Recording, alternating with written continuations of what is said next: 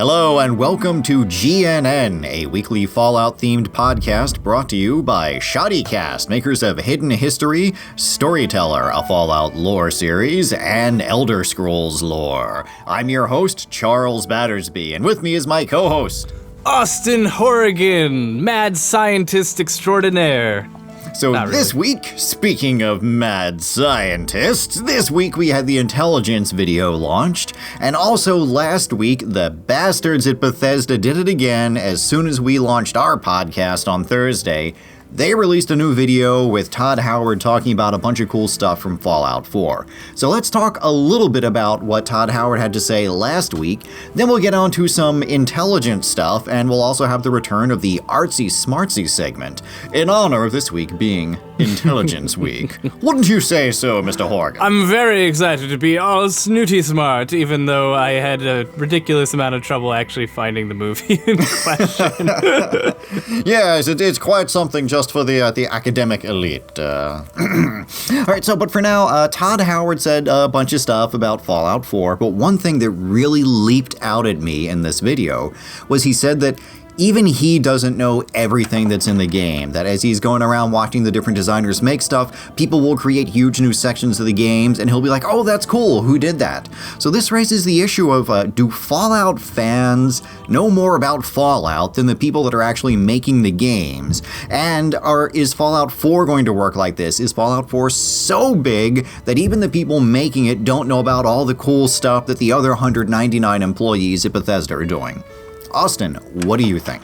Well, I know that the general way they tend to structure making games this big, and I think the only reason I really know this is because I happened to look at jobs at CD Projekt Red while The Witcher 3 was in development, is they just have a whole bunch of people that go around doing the various, they have like 10 people working on quests and like 10 people working on room clutter and stuff like that. Maybe not that many people, but they don't just have one guy that's sculpting the entirety of Fallout 4's landscape. And so it actually makes a lot of sense that one person, even Todd Howard, actually in many ways, especially Todd Howard, since he's got his finger in so many pies, would be routinely surprised at the amount of things in Fallout 4. They had a playtester up there who had said he'd been on there for 400 hours, and he was like, I'm still finding new stuff. And yeah, I mean, I think a single fan will probably never know more than Bethesda does, but just like if they were by themselves playing, but because we have this amazing ability to network on the internet and update the Fallout wiki pages and stuff and put our collective experiences together, that really increases the amount of access to information we have. But no, they're never gonna find. Todd Howard is never gonna find everything himself in the game. I feel pretty convinced of that. Yeah, in the old days, if you did run through a game a few times, that was it. You had 100% completion the second time through your 12-hour campaign, and then you kept running through it a couple more times just for fun. So yeah, in the old days, the person making the game, maybe even the whole design team, would be a dozen people, and everybody knew everything about the game, and then players would slowly discover it after it's released. And of course with this, yeah, like you said, there are people, teams devoted to room clutter. And you think of games like BioShock, where the whole point of the storytelling is that you go into the game and then you find the clutter and analyze the significance of the clutter and the backstory of that little room. And with the Fallout games, everything in this series, it used to be something else before the war, and then there's some story that played out in the hundreds of years after the war. So all that room clutter, that their, clutter team is there putting all that stuff, trying to make up a little backstory for what happened in this abandoned shack. And Fallout isn't the only franchise that's like this. If you look at something like Mass Effect or Dragon Age, or you mentioned The Witcher 3, there's these games that they're so big, and the teams are in the hundreds, that you have to wonder just, what kind of stuff is there that hasn't yet been discovered in these games, even though they've been out for years. All right, so the intelligence video released yesterday, and we can guess at what most of the intelligence perks are going to be like. There's a few things that are coming back. I'm especially happy to see Nerd Rage, which is the incredible Hulk power that if you're very smart and you get wounded badly, you suddenly get super strength. I also noticed that Math Wrath doesn't seem to be returning. It doesn't seem that one of the icons on the perk chart is the Math Wrath. So I'm hoping that might be an extension of Nerd Rage, because Math Wrath would give you a more efficient use of action points. We had some pretty good ideas of what was going to be in the intelligence video, and I don't think there's a lot of surprises here. The video explained most of those perks, but there's still a couple of mystery perks left over, especially that the second to last perk of Vault Boy holding the atom. But the rest of them, I think we know what was coming, and the video confirmed most of it. Austin, what did you think about the video? I kind of felt like of the ones that we've seen so far, or of the ones released so far, it was probably the least enlightening. I was not surprised by anything I saw in it at all. Nothing made me go, aha, that is interesting. But I did just something I kind of liked that I didn't realize until I was actually watching the intelligence video. Is one thing that I really like about the new leveling system is something I always found really stressful in the Fallout 3 and Fallout New Vegas, was that intelligence, it had its own set of skills that tied into it, like medicine and science and everything, but it also affected all your skills because it affected how many skill points you got at level up, and if you had a high enough intelligence, you could get even more skill points at level up. So I actually like that it doesn't seem to affect that anymore. And that you aren't like forced to put a bunch into an intelligence or suffer the consequences on all your skills. Now, one thing that surprised me about the intelligence video is the animation for vans. When they showed you just the perk chart of him sitting on top of that van, it just looks like, hey, he's riding the van for Vault-Tec assisted navigation system. So in the video, the van's like rocking, so it kind of looks like he's having sex with the van. And I think maybe the fan community has just wildly misinterpreted what this perk is going to be. It's like, if this van's a rockin', don't come a knockin'. So maybe having, just very low intelligence means you can, have sex inside the cars or have sex with the cars.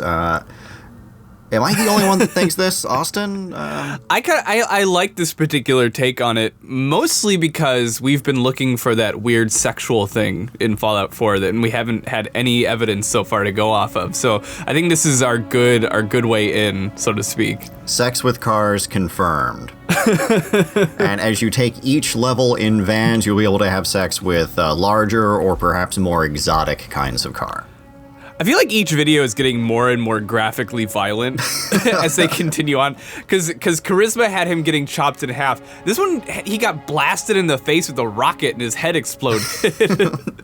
Yeah, and even though this wasn't a very enlightening video, it was still a lot of fun, especially when he turns into something that's like half Hulk, half Popeye at the end. Mm-hmm. So I do love that the Nerd Rage is coming back, and would really love to see multiple levels of it that give different Nerd Rage powers, just to encourage people to pursue intelligence all the way to the highest level. Oh, and something that we were a little confused about before the video came out was the mysterious chem icon that appeared in the perk chart. So for this, in the video, they're very cheeky with it. The editors are screwing with us. The narrator says, you can create potent chems from, and then it cuts off. So I think this is implying that there's going to be multiple levels to that perk, and each one will let you craft different things depending on, from ordinary household ingredients or from maybe Nuka-Cola. A lot of people enjoyed the Nuka Chemist perk that would let you turn ordinary Nuka-Cola into Nuka Quantum, and then you can make special things like the Nuka Grenade from the Nuka Quantum. So I'm hoping that there's going to be multiple levels of that, and if you really want to, your character can specialize in making elaborate chems that you can use.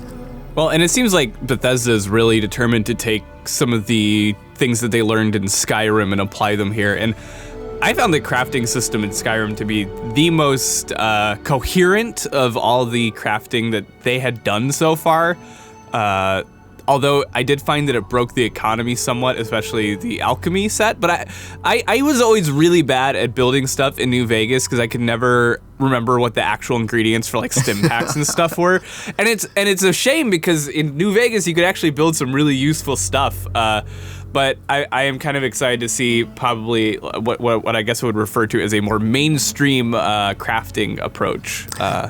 Yeah, well, I felt that Skyrim had a steep learning curve for alchemy. You had to eat every single ingredient and then slowly use trial and error, and you'd end up accidentally making potions. It's like, hey, you get +2 to endurance and, -2 to total health. And it's like you suffer 4 points of damage per second because you drank this healing potion.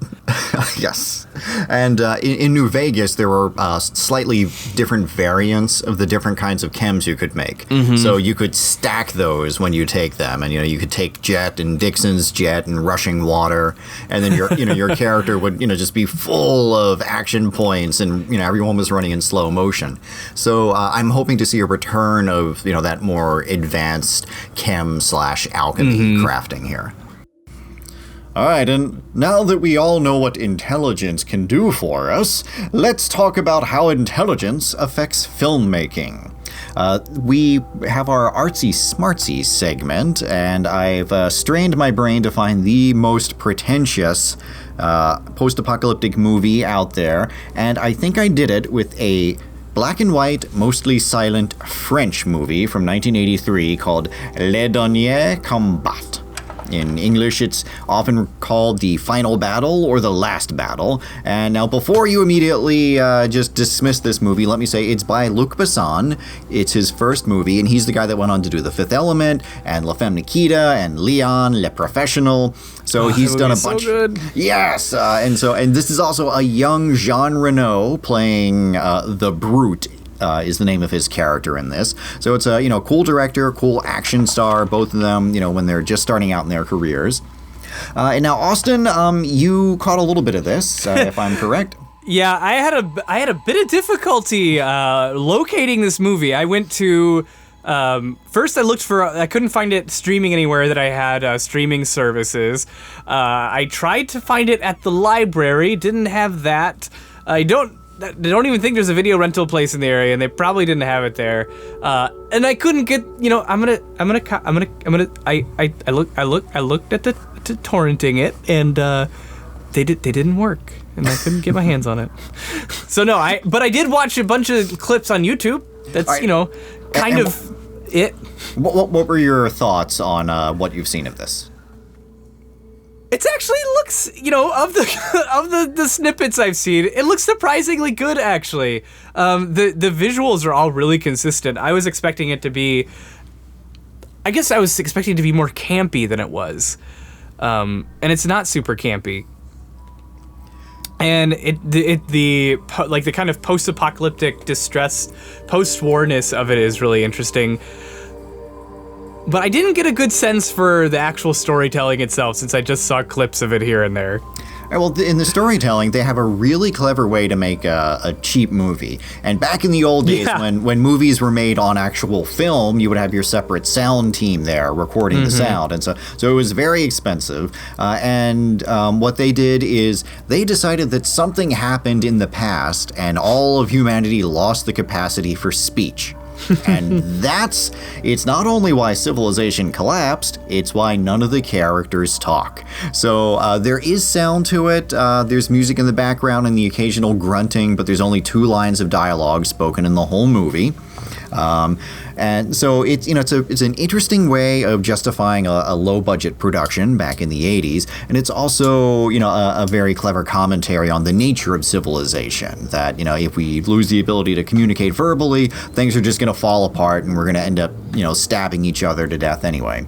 Luckily, not anymore. There's always texting. But would we I be able declare to keep... war on you. Send.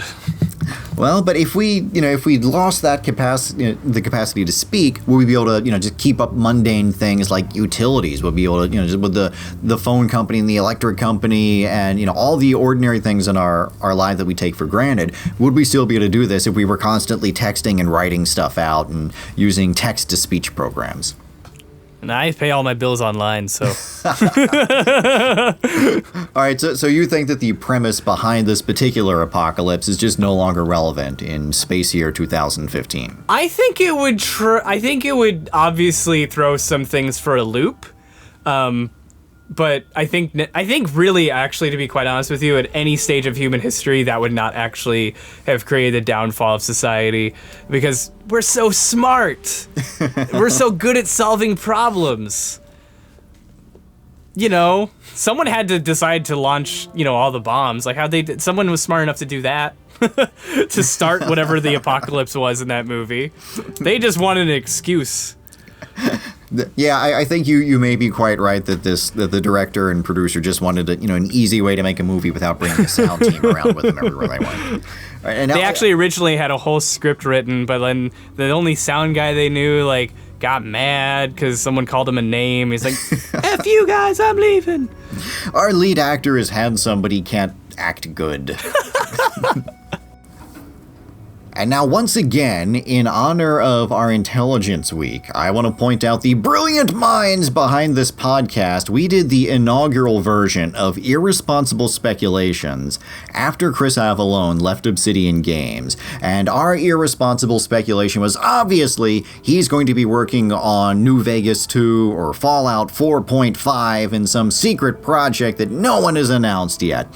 And that hasn't actually happened yet. In fact, it was confirmed that Chris is going to be working on Divinity Original Sin 2, along with a few other projects like Bard's Tale 4. So, our original irresponsible speculation about this nice man's career might have done horrible damage to him and to several other video game companies. So, we were wrong. Or were we? I don't know. I'm having an interesting theory developing in my brain right now. Okay, tell me what it is. So we have Divinity Origin Sin 2, right? 2 Yep. in the very end of that, right? Mm-hmm. So that's the number 2, and then Bard's Tale 4, right? Number 4 is there, and then so 4 is for Fallout 4, 2 is for the second iteration of something, 2 second again. So clearly you take Bard's Tale 4 and Divinity Original Sin 2, put them together, it's definitely a code that it translates into saying, dude, you guys, I am totally working on New Vegas 2 that's going to be in the Fallout 4 engine. There we go. I think it is confirmed beyond any plausible deniability at this point. I actually have a irresponsible speculation that I thought of today. Oh, right before we started this. Let's hear it. I'm sure you're selling yourself short. This is probably dead on. Absolutely going to happen. What is Well, we mentioned a CD Projekt Red game earlier, The Witcher 3, but CD Projekt Red has had another game that they've been kind of working on and giving little hints about here and there. It's called Cyberpunk 2077. An interesting choice of year. Isn't that an interesting choice of year? I think it's a secret plan between Bethesda and CD Projekt Red to make a sexy prequel to all this Fallout shenanigans, and then at the very end of the game, we get to find out who launched the nukes first.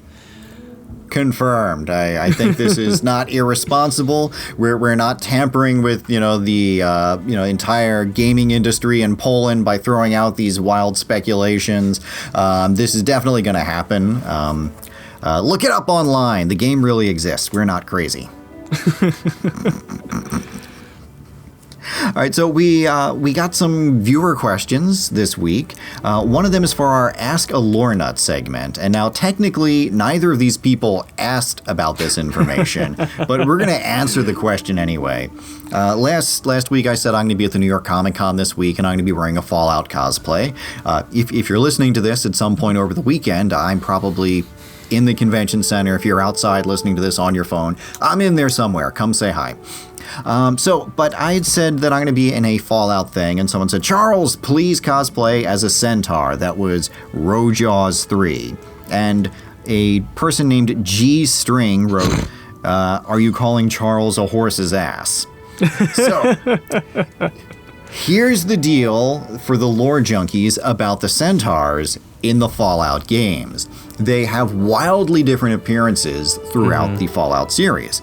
In the first 2 games, if you look super close, what you will see appears to be a part human, part dog creature. So they're not human horse, they're not a horse-like human on 4 legs. It seems as though some FEV experiment went horribly wrong, and 1 or more humans were smooshed together with 1 or more dogs. And if you look real close, it sometimes looks like the dog head is biting the human head. Yeah, so, how'd you like to be stuck in that situation? And then in the later Fallout games, they did away with the multiple heads, and they have the modern versions of the Centaur. Austin, do you want to tell people a little bit about what the Centaurs look like now? Yeah, for lack of a better term, they look quote-unquote more human. The principle is basically the same, but instead of being specifically dogs, it's just humans combined with other kinds of animals, and they are really unsettling. I remember when I first saw them, they have their paws that they walk on are just the 4 hands, I believe, and then they have little tentacles coming out of their mouths. And I was so scared of them when I first saw them in Fallout 3. And this has happened more than once in a Fallout franchise, where I'm so terrified of something that I just run away from it, and I think it's really scary, but it's actually not that threatening at all. And centaurs really aren't that threatening in Fallout 3, but I was mortified by how they looked. Like, this thing is clearly end boss level, terrifying. It also happened with the ghosts in the Dead Money? Yes, the ghost people. Yeah, it happened with the ghost people in Dead Money. I was like, those people, the sound design on them is so terrifying, and they're so scary, and they scared the crap out of me. And then I realized later, I panicked and got in a fight with a bunch of them, and I couldn't run away, and I realized they were really easy to kill, and I was like, oh, I spent this entire DLC running away from you for no reason. I kept shooting it in the head, and it wouldn't stay dead. What do I do? It's oh, shoot it in the foot. So, yeah, there are a bunch of other kind of creepy failed experiments in Fallout 3 that we actually used one in a storyteller episode. There was usually they're dead. They're just on a slab in the game, but I guess there's a mod that makes them walk upright, and we had one of the creepy failed forced evolutionary virus creatures walking through frame, and it was really gross looking. Yes, I think that's the 3-dog episode, somewhere around 4 minutes and 20 seconds in. The interesting thing about the forced evolutionary virus is there's not a lot of consistency about, if, there's no confirmation on whether this is actually the case, but there's some evidence to suggest that all the mutation in the wasteland is to some degree due to the forced evolutionary virus plus radiation. Because it's possible that it got into the atmosphere or the ecosystem in some way and distributed itself. That's why there's, and that would explain why there's, giant flies and giant everythings. And so it's not, and there's no, again, it's all, some of it, it's in-game speculation. The developers bounce back and forth on this, depending on different sources. And it also may be the reason for ghouls as well. Yes. Again, each designer on different teams will tell you different things about what does it. Which is all sorts of fun. All right, now we actually had a proper irresponsible speculation from a viewer. Dan Engler at Dan Engler on Twitter writes, charisma-based finger guns perk that act like paralyzing palm at a distance. So in last week's video, you noticed that whenever the Vault Boy uses his charisma powers, he will do the little, point in his fingers and someone's like, hey, and that's just him being charming. But it would be really cool if, maybe the DLC packs add in a level 11 charm ability where you're just so damn charming that you can just point your finger at someone and wink and zap them Just people like get, you would if you people punched get him in the face. overwhelmed with how cool you are, and they just ragdoll right in place. I would love to see this really happen, and I don't think it's going to happen with the game at launch, but I think Dan Engler's onto something really cool that a lot of us would love to see, that if you get your strength up to a certain point, that you're pretty good with hand-to-hand combat, and you're super charming, you can just, hey! I hope it at least gets modded in by somebody. Oh, it will. The Fonz mod. Last week, we asked viewers to send in what their build is going to be. As we learn a little more about what perks and what special skills are going to happen in the game, people are starting to get a better idea of what they want their special to be when they start out and what perk lines they're going to stick with. So we asked about your build, and one of the most interesting builds that I saw was from Prime Tyrant, who said, I'm going to play a black marketeer type of guy. High charisma, enough intelligence to get gun nut. And he mentions, with focus on monopolization of Boston. So first, it is clever that you're going to build a character that, is based around, trading guns and acquiring better guns through commerce. But one of the things that Prime Tyrant writes about is killing off the competing gun merchants and building his own gun shop. So now that we can actually build stuff in Fallout 4, what are the functionality going to be? Can you build a shop that really lets you sell stuff and earn income? And if you didn't play this in Fallout 3, there was an option where you could invest in the different caravan routes around the capital wasteland, and you would increase the kind of stuff that they could carry and the frequency that they would move, I think. And so you had different levels of investment in each of the caravans. So it does exist a precedent in the games for building your own little commerce functionality within the game. And so now now that you can build a shop, collect scrap, make your own little settlement, what can we do in terms of running other towns out of business or running other stores out of business? Austin, what are your thoughts? Has there been any confirmation that you can actually engage in commerce, in caravan type things? It hasn't been confirmed. This is, of course, our wildest speculation. Yeah. But it's I like the idea. I love the idea. I think what this immediately made me think of is like something that will not be there at launch, but maybe put in eventually. And then I was like, what if Fallout 4 becomes like The Sims, and they just have like the merchant pack, and you can have your own Brahmin and open a store and then and they just have various different and then the next pack's gonna be the nightlife pack of Fallout. Want to dance a little? Well, we got what you need. Well, actually, since you mentioned, the idea of having the commerce, a lot of games have recently added a feature where the game continues playing itself when you're not there. The Dragon Age Inquisition, you would send your people off on little operations that would generate resources for you while you're away from the game. And Assassin's Creed did that. Mad Max just did that, where your team accumulates in-game money when you're not playing the game.